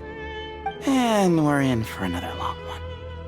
Nostalgia for the past is common to us all, is it not? And our king, he was such a proud, solemn man in those days. He watched us speak of the present and the future, of the wisdom we possessed or were about to obtain. We were his proud retainers, confident in our belief that, so long as each one of us used our abilities to the fullest, progress was inevitable. Yet, King Deshret's ambition was not destined to be allowed in a closed-off world such as this, so nothing went as planned. In fact, from the beginning, there were signs an outcome of this nature was inevitable, because although there were 7 pillars, one was forever absent. Al-Ahmar would insist the Dendro Dragon Sovereign was one of us, but the dragon herself rejected that idea. Huh. Like a card you can never seem to draw from your deck. More like a card that was never in the deck to begin with. Alas, that's just who Al-Ahmar was. There was nothing we could do about that. And I always preferred chess to cards. In the end, life grew unbearable for our king. But, of course, those who remain must continue to live on. But subjects like us were less fortunate. After all, the fate of a retainer is decided by the king, including the chance to walk away. So it was then that King Deshret had Kroko, Goti, and I locked up within Aru, where we remain to this day. Kroko. Goti? Ah, of course. You're more familiar with their full names. Sobek, the Crocodile King, and Hereshef, the Goat King. And let me tell you, when it comes to chess, Hereshef was a habitual backseat strategist, always spewing nonsense from the sidelines. Well, Sobek was all too quick to take his terrible advice, to the point where I was the one who got accused of cheating. Chess is an exercise in patience, and that man couldn't sit still to save his life. He could never excel at that game. In fact, neither of them were good at chess. Even so, we played together often, and since I was always the winner, we got along quite well. What are you laughing at? Were we not good friends? No one's laughing. Paimon would never. No, not you. It's Goti. He's laughing for no reason again. Can you not hear him? Ah, right. Of course you can't. The two of them are inside Aru, as am I, so only I can hear them. What is even going on here? Has he, like, started to lose it after being trapped for so long? That does happen to prisoners serving life sentences. Speaking of which, how's Azar doing these days? I doubt he's doing much of anything. Just what I wanted to hear. What is the meaning of this? You doubt my words? I have half a mind to not talk at all. Oh, no. They're not questioning you, Lord Ibis King, just discussing other things. Please, continue. In that case, where were we? Getting to the part about the 3 questions. Hopefully. Ah yes, we're almost there. Before I entered Aru, King Deshret said I could be released from my eternal seal if I chose humans who could provide the correct answers to those 3 questions. The first person who caught my eye was Gudars. I asked him, "What causes our rise and fall?" He answered, "Conspiracy and betrayal, for it renders the righteous and wise unable to succeed, and thus nations fall." I found his answer quite interesting, so I bestowed upon him the power to deceive. The second human I chose was Makaira. I asked her, "What obliterates love and hate?" She said unto me, "I have nothing left to lose. Vengeance alone can quench both love and hate." I found this to be another fascinating response, so I granted her the power to be loved. But both of them ended up... Now then, young one, riddle me this.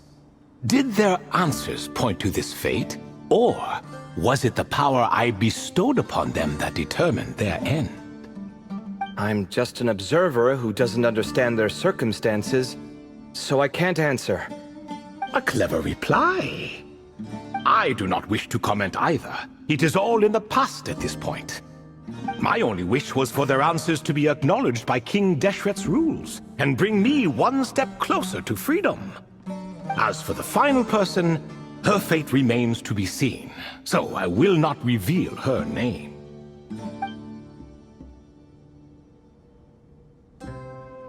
I asked her, "What determines truth and falsehood?" and found her answer quite compelling, so I bestowed upon her a gift to match. As you can see, however, I have not been freed, so it's clear the answer she gave at that time was wrong. But alas, 3 people were chosen and 3 questions were asked, so now all I can do is wait. Wait until her wisdom is in line with the rules set forth by my king. Until she has found the true answer to that question. No wonder there was no 3rd stone slab then. Or perhaps you're just not ready to include her in the story. Though that might be a generous interpretation. Well, it's not merely because her story remains unfinished. As the remaining priests of this place left or passed on, there were none left to record the events that followed. Besides, stone slabs are few and far between in the Great Red Sands. In the sprawling desert, very few things or people even manage to leave a trace. But sometimes I can't help but wonder, if that young man from several centuries ago had been willing to answer my question, would I have left Aru by now? Wait, so there was someone else? Of course, it has been thousands of years after all. All sorts of people have stumbled upon this place, but I only chose the special ones. That young man had such a singular intelligence, though his companion, by contrast, was rather average. The author of those notes we found? The student named Zandik? Ah, yes, I think that was his name. In truth, I was unsure whether I should grant him my 3rd remaining gift. He was, of course, exceedingly clever, but he was also mistrustful and narcissistic in equal measure, and there did not seem to be a line he was unwilling to cross. Too much power could be dangerous in the hands of someone like him, so I found myself rather relieved when he declined my gift. Oh, he turned you down? Did he give a reason? Yes. He said he didn't need it. I still remember the look in his eyes. Nothing stood out per se, and still I could sense contempt and disdain radiating from his gaze. I could not give an exact reason, but on instinct I just knew. it would not end well to get close to a man like that. So, I tricked him. Stick close to your companion, I said. Only the descendants of Tuletula can come and go as they please. Leave him behind, and there is no escape for you. So, does that mean his companion wasn't a descendant of Tuletula? Oh no, that part was true. The lie was in the other half. Anyone can enter or exit this place. There are no restrictions. I saw that his companion was exhausted and was concerned Sandik might leave him behind, or worse, that some other accident might befall him. So I made up an excuse to prevent Sandik from going a step too far. Oh, and speaking of, Sandik's companion had the same blue hair and pointed ears as you. Wait, does that mean Layla's also a descendant of Tuletula? Indeed. When Hermanubis founded that city, he took in many who had nowhere else to go. Today their progeny are scattered to the four winds, and indeed are far more numerous than I could have imagined. So the person you protected could have been my ancestor. Yes, yes. You're very welcome for that. Could I ask another question, Lord Ibis King? Of course. I have nothing but time, I'm afraid. Did you also save me and a man named Jur? I did. You two were quite unlucky bumping into a device King Deshret once used to measure human brain power. That contact caused more knowledge than you could handle to flood into your minds. So I replaced that knowledge with simpler, repetitive information. Of course, the side effect being the same thought repeating over and over again in your mind, but that should resolve itself in time. How many moons are there in the sky? Yes, that was the phrase I used in your head. I forgot the other one, though. I believe it had something to do with food. Both were spur-of-the-moment decisions, so no need to dwell on the meaning too much. Oh, I see. Thank you, Lord Ibis King. As I said, young one, you are most welcome. If you're inclined to return the favor, perhaps you could turn off that device so no one else can trigger it? There's only so much a cat's paw can do, so I'm afraid this is something I must leave to you. Or Marak, I suppose. Oh, splendid! Another one bites the dust. Such is the fate of things here. Day by day, little by little, the remnants of ages past fade into obscurity. For that reason, the gifts of bygone eras, be they tied to your blood or technological in nature, are not to be revered. They are tools, nothing more. Disrespectful? I simply make the most of what I have. Besides, our king has been gone all these years. What good does it do to revere him now? Oh, are you talking to the Goat King again? No, Croco this time. He's pestering me for another game of chess. Says he wants to even the score. Wishful thinking, if you ask me. If we counted one push-up for every loss, he'd owe me 300,000 by now. Of course, that's just a rough estimate. I've never kept count. It appears that's something you like. Being someone unable to be defeated. I suppose so. All right then. Time for me to extend my winning streak, and for you all to head home.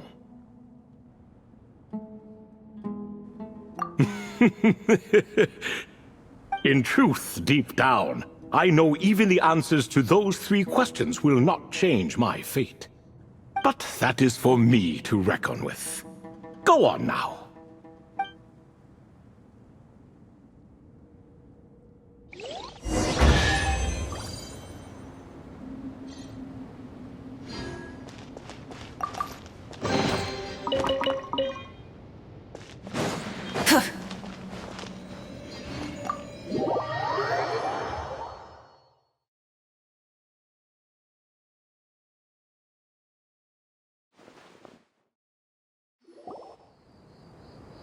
Excuse me. Do you even know what time it is? I've harvested 3 crops of tomatoes while you've been gone. You're exaggerating, Professor. I'm making a point. There's a difference. The sincerest apologies for keeping you waiting, Professor Cyrus. See, that's what I call manners. Now, are any of you hurt? Nope. It went way smoother than we expected, actually. I presume the investigation is complete then. Come, tell me all about it. Oh my, did you look out? If you've read the work from the Vahumana Dashan, you would know that the Ibis King has, well, let's call it a mixed record. Perhaps he softened up a bit in his old age, and that's why he chose to help you. Or perhaps he just didn't have a good enough reason not to help us.